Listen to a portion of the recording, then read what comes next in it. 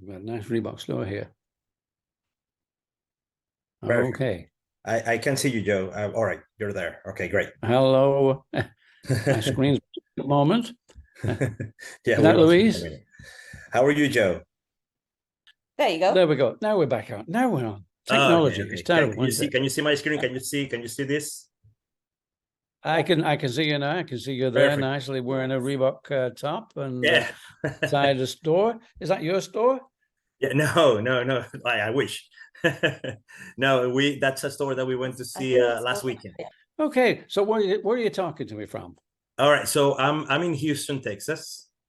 Houston. You know, we Yes. just had somebody from Houston, so that's incredible. 2 from Houston in our first 2 hours. Excellent. So what lessons have you learned in your Reebok life that you're still applying and that you can also teach people? Well, I think the lessons I have learned is the fact that you really need to know your product. You really need to know your product, because that's the control you have, is knowing your product. So, and from that, once you really know the products and you know the direction you want to go into, I think what we have learned in life is that not every day is going to be easy, but you've got to keep your direction. Keep your direction. And then it's really a question of saying, if you want to scale your business, it's learning how to scale your business. And for us, it was a question of looking for white space. You know, we were in contention with Adidas. Mm-hmm. And Adidas, in the day when we started, Adidas were a very big company. We were very small, and we couldn't compete. So we had to learn how to scale our business by looking for white space. And when we look for the white spaces, where can we go? That Adidas are not there because it's not a big business. The areas we went into were local athletics, local sports like rugby, and we managed that way to develop our business. So doing that, it was really that path you have to take in order to scale your business. You have to find those spaces rather than compete. We could not compete with Adidas; they were just too big. Yeah, what you were saying before, I know that it's in your book. I have it right here actually, and I wanted to bring that to another point. Speaking of Angel Martinez, which is the guy that took your company from 9 million to 900 million. So how important is it to listen to the right people at the right time? Because that's who actually brought you into that white space, right? Well, that was the biggest piece of white space. We found white space in a number of places, but when Arnold, well, it was his wife Frankie was attending these aerobic classes, and she was coming back and she was so full of it. Arnold said, "What are you doing?" She said, "We're doing aerobics." And of course, in those days, Arnold said, "Come on, what's aerobics?" And she said, "Well, we're actually exercising to music, and we love it." And that's when Arnold went down to the next class, and he sort of saw these girls that the instructor was wearing a pair of sneakers, half the class were wearing sneakers, and the rest, they did have a shoe. So that was the big white space, because he sort of thought, why don't we make a shoe specifically for women, specifically for aerobics on a woman's last, in women's sizes, and make it in glove leather? And that was a big white space. Nike, Adidas, they just stood back and said, no, this won't work. But it changed us. We pivoted from being a running company to a women's company. So in a sense, you created the market, right? You created that market that didn't exist before. We did create a market. We created a category that certainly wasn't there before. And as I say, Adidas and Nike stood back, and they didn't consider that aerobics would be anything big. They thought it was just a fad, something that would happen today and would disappear. But of course, it didn't. And that was our big maybe Reebok's biggest break, of course. It took us from 9 million to 900 million in just a very short while, in 4 years. Yeah, that's amazing. Yeah, and so that brings me to another point that I know also helped you propel Reebok. And this was Jane Fonda and other celebrities wearing your shoes.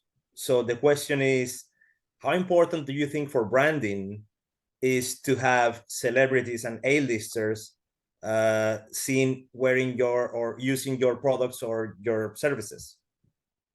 Well, of course, I can go way back to when we started. My brother, myself, Jeff, we started Reebok, and it was way back then that the only way really to scale your business, or the best way to scale your business, was to have influencers. And in sport, that was the best sports people. You know, whoever was a good soccer player, whoever was a good athlete, if he would wear your shoes, then that was it. That was the influence. When we started with Jane Fonda, she actually was into fitness, and that she became our biggest influence at that point. But we learned now that, okay, what had happened with the sports industry, certainly what we were in, we had become street, we had become fashion, we had moved away from just active sports. We had actually moved onto the street. The girls that bought the aerobics shoe, they just didn't wear them for the aerobics classes. They actually left their heels at work, and they went home in their Reeboks, and then they went back to work again in their Reeboks. They loved that. That was so comfortable. Instead of trying to walk through the streets or whatever with your heels on, no. And that's where Reebok really started to become street. So instead of just using, we'll say, sports people, active sports people as influencers, we then moved into Hollywood, into the A-listers. And if you got these guys wearing your product, they became the new influencers. Well, what you need to find out is what influences your business. You know, what is it? For us, it was using A-listers. For most of these people, if they can have somebody who is well known wear their product, it's that association that helps you build that business. And I'm sure this applies to a lot of businesses, that you get the association. So that's how we grow. And I mean, we had so many. We moved from Hollywood to musicians, so we had a lot of singers, and this drove us to be number one. We overtook Adidas and we overtook Nike. Yeah. We became number one. We became the biggest in the late 80s. We became the biggest.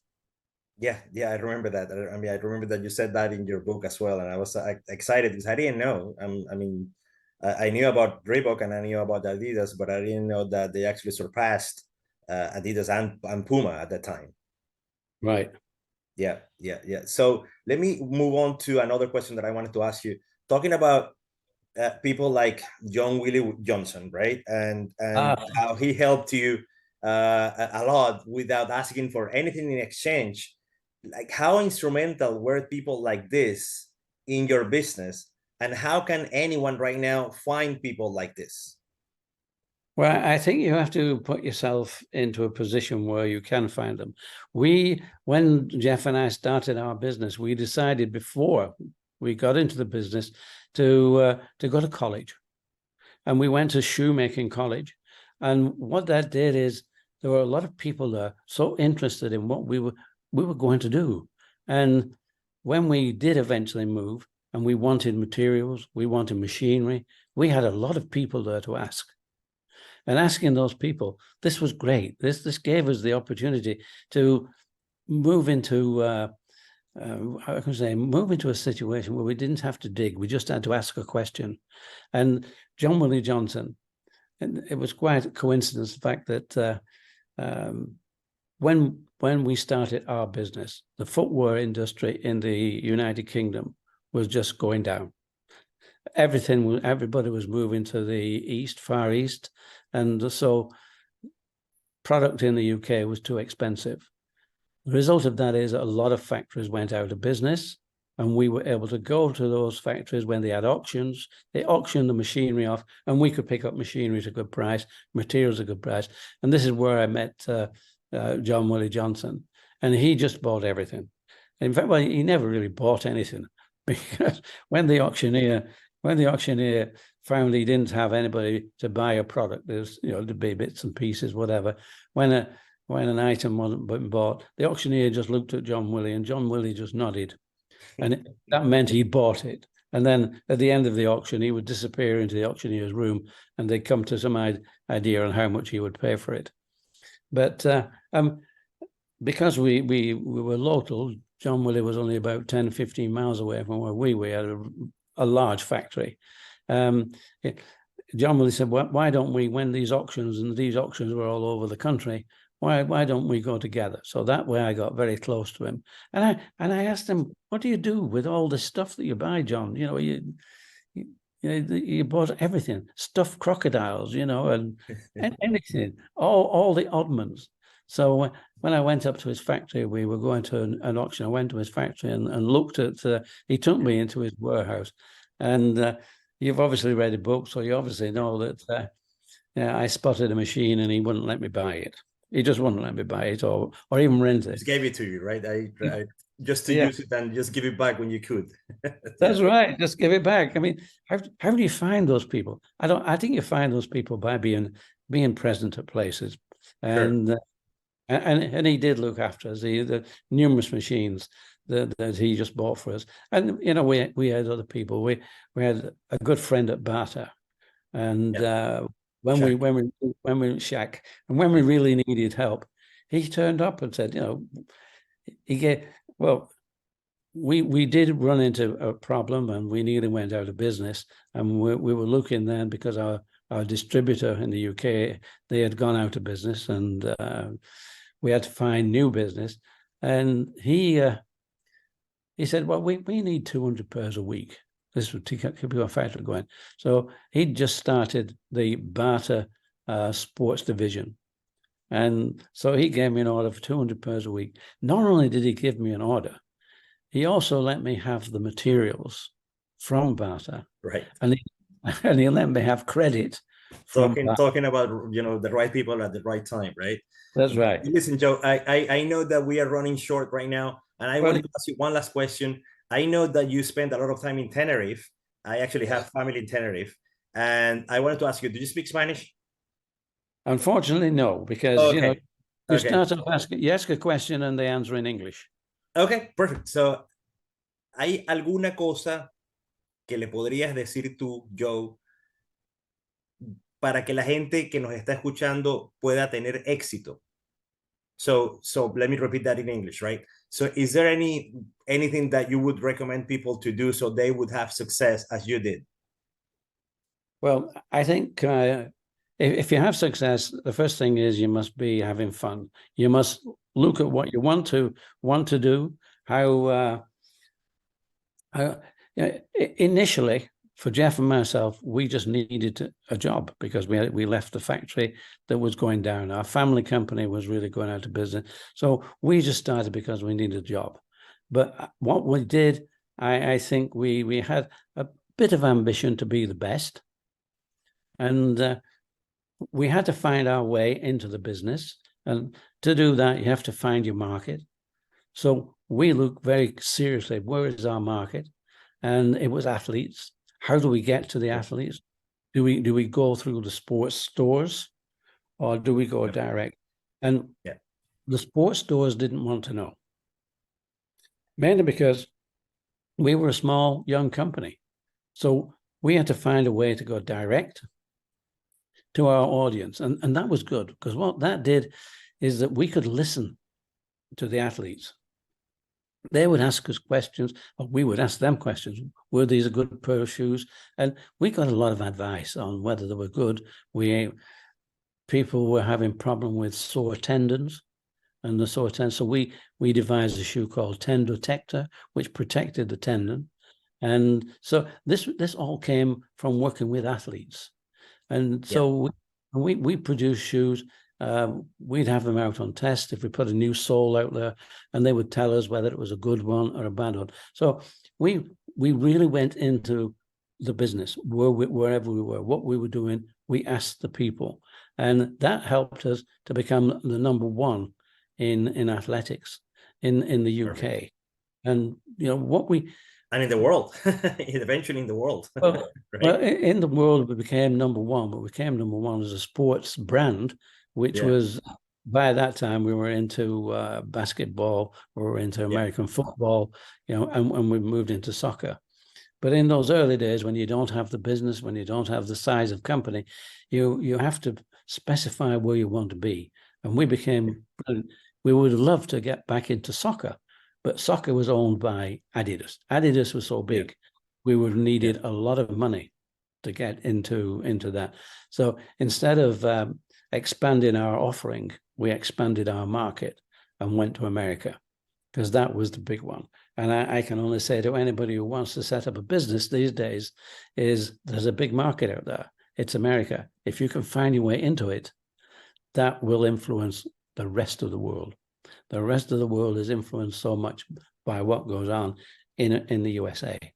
Perfect. And I think we can end it there, because I know that our time is short, and I wish we could do this again for sure. And I wish I could find you so we can have this autograph. But in the meantime, thank you so much, Joe, for having me on and for having this interview with me.